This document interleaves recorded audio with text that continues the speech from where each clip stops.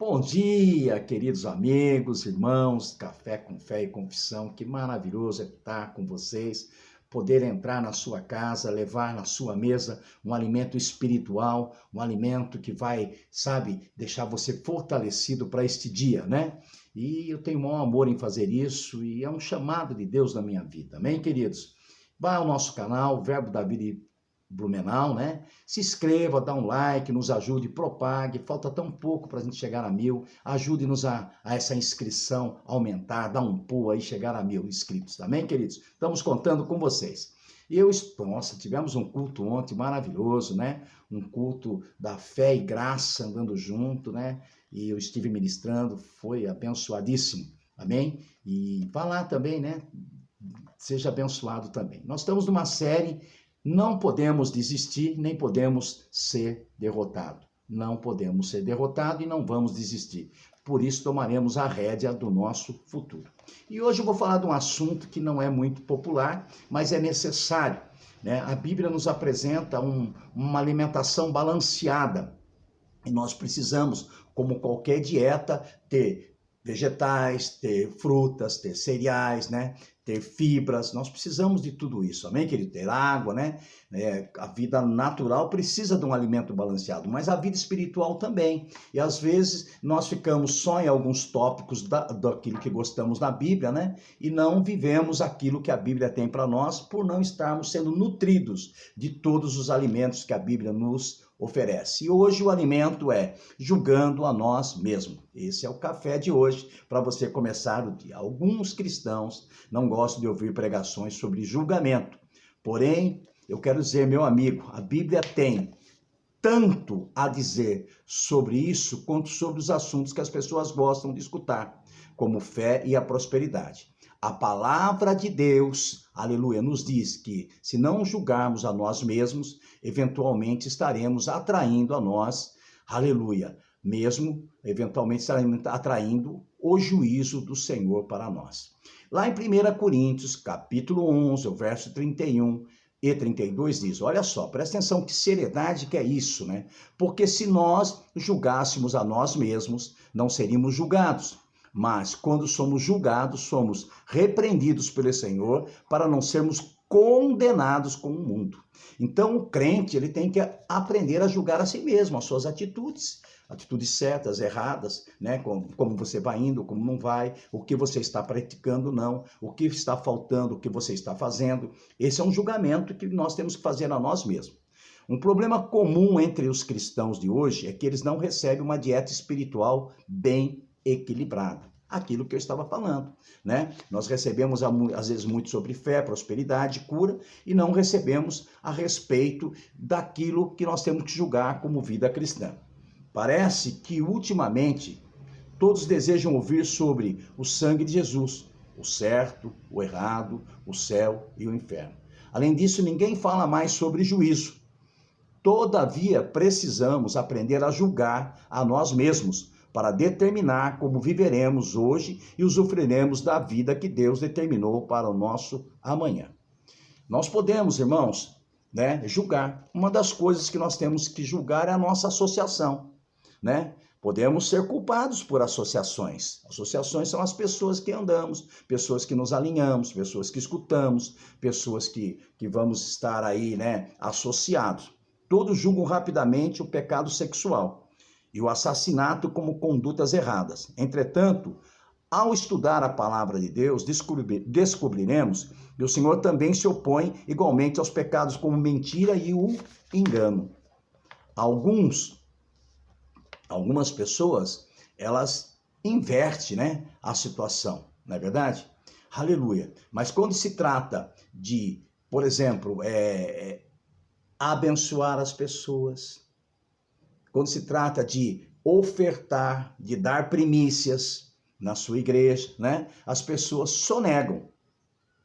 Isso é a mesma coisa de você sonegar o imposto de renda. Um dia o leão te pega.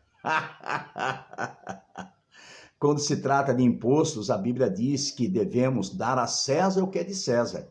Lucas, capítulo 20, o verso 25. A história registra que o imperador romano nem sempre fazia o que era certo. Ainda assim, Jesus ordenou aos discípulos que dessem a César o que lhe pertencia a César, e o que é de Deus, a Deus. Em outras palavras, Cristo disse que se nós fizermos o correto em termos naturais e espirituais, ele cuidará de nós. Aprendemos como o amanhã inicia hoje em nossa vida pessoal. Eu tenho falado todos esses dias. Agora devemos estudar como o futuro começa no presente em nossa casa. Os relacionamentos com o nosso cônjuge, filhos, irmãos, irmãs, começam agora, nesse exato momento, e não no amanhã. Por exemplo, o amor entre o marido e a mulher está operando agora na sua casa. Alguém poderá dizer, nós começaremos a investir no nosso relacionamento e andar em amor amanhã. Com essa atitude, você jamais irá começar. O futuro se tornará presente e antes que você se dê conta, ele será passado. Precisamos construir o hoje, o que desejamos que perdure. Todos nós conhecemos pessoas que dizem, há anos, amanhã começarei um programa de exercício, amanhã começarei uma dieta, amanhã eu vou começar a orar, amanhã eu vou começar a estudar a Bíblia, amanhã eu vou começar a ir à igreja, amanhã. Quando você faz isso, o seu futuro já está comprometido. Aleluia, aleluia. Precisamos criar em nossa família, na doutrina e a demonstração do Senhor. Precisamos criar a nossa família na doutrina e na demonstração do Senhor. Efésios 6:4. Você está disciplinando seus filhos de acordo com a palavra de Deus. E você ensina hoje para obter resultado amanhã.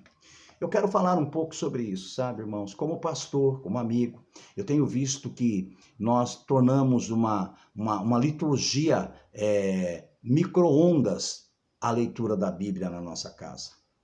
A oração da alimentação na nossa casa. Não vejo mais família se reunindo na mesa para ler a Bíblia junto, para orar. É cada filho no seu quarto com o celular, o esposo na cama com o celular, a esposa no outro no sofá. Eu não vejo mais essa unidade. Cultos familiares. As pessoas lendo a Bíblia e falando da Bíblia dentro dos seus lares. Isso está comprometendo o futuro. Aleluia. A palavra diz que precisamos criar nossas famílias na doutrina e a demonstração do Senhor. Efésios capítulo 6, verso 4. Estaremos disciplinando nossos filhos de acordo com a palavra de Deus, ensinando hoje para ter o resultado amanhã.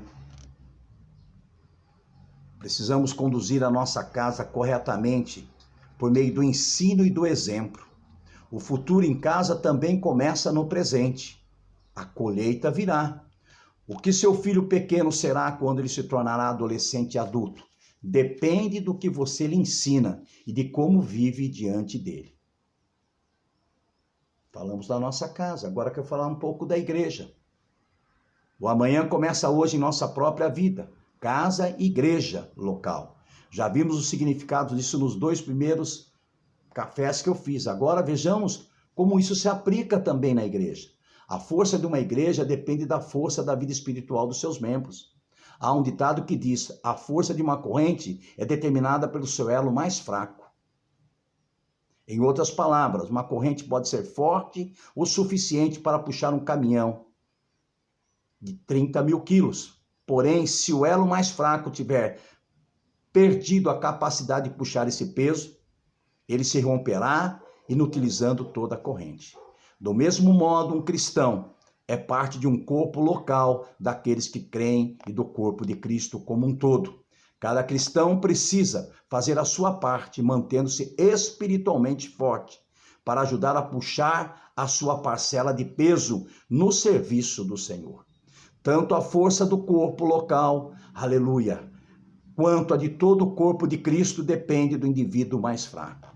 Por essas razões, devemos nos preocupar um para com os outros. Por exemplo, o que você faz uma pessoa e uma família em particular, o que você faz se uma pessoa ou uma família em particular estiver ausente nos cultos? Vá visitá-lo. Ligue para ele. Se preocupe com ele. Aleluia. Esse é o amor de Deus. Ore por ele. A igreja não é o lugar de pegar carona. A igreja é o lugar de você ser o motor, a força. Você não pode depender só do pastor. Aleluia. Aleluia. Nós deveríamos nos preocupar, sim, com o futuro da igreja que congregamos, com a maneira que nos preocupamos com o nosso futuro. Aleluia. Não pense no amanhã. Isso é uma atitude do mundo. Viva o hoje. Isso é uma atitude do mundo. Se você viver desse modo, talvez o amanhã, que é o seu futuro, seja frustrado. Aleluia. O amanhã começa hoje. O futuro começa agora em nossa casa, em nossa vida pessoal e também na nossa igreja. Em nossas casas dependerão disso também. Em nossa igreja também, no nosso trabalho também, na nossa vida pessoal também. O futuro depende daquilo que fazemos para aquilo que pretendemos. Lembre-se que precisamos consagrar-nos hoje para aquilo que o Senhor fará amanhã. O futuro começa no presente. Apegue-se a esse pensamento e comece a fazer alguma coisa em prol do seu amanhã, hoje, na sua vida pessoal, na sua família e na sua igreja. Aleluia, que café maravilhoso, né? Eu tenho certeza que você está degustando. Aprendemos que o futuro começa hoje e devemos começar hoje, na nossa vida pessoal, na nossa vida familiar e na nossa igreja. Pastor Beto Fernandes que te ama. Amém.